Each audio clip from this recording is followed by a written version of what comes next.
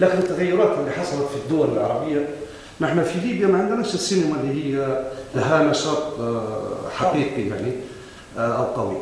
في شغل على المسرح، اشتغلنا في المسرح، شاركنا في مهرجانات التجريبي وغيرها في مصر وفي أكثر من دول أخرى. في نشاط للمسرح، يعتبر يعني المسرح الليبي إلى حد ما هو مسرح محافظ، يعني مسرح يحافظ، والفن والدراما بشكل عام في ليبيا تحافظ على التقاليد وتحافظ على المعايير الدينية، وعندها حدودها اللي هي تدير فيها لنفسها من غير ما حد يديرها.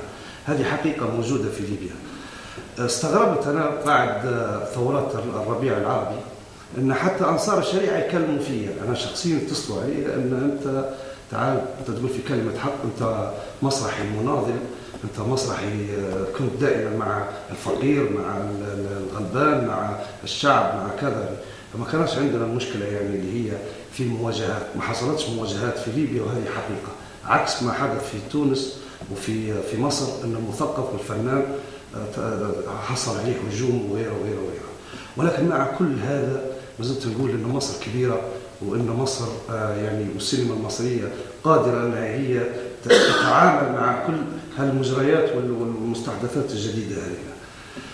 أنا متفائل جدا، يعني ما زال في حاجة من التفاؤل، ونتمنى التوفيق. والدليل أن جيت لهذه الدورة لأشارك أخوتي في الأفلام القصيرة، الأستاذ علاء نصر وكل العاملين لهذا المهرجان، ونتأكدوا أيضا أن مصر بخير.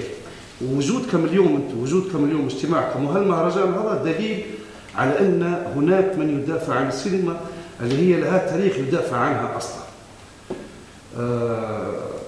ما زلت نقول نحن نتعلم من مصر، أنتم امشوا ونحن وراكم. شكرا، موفقين إن شاء الله.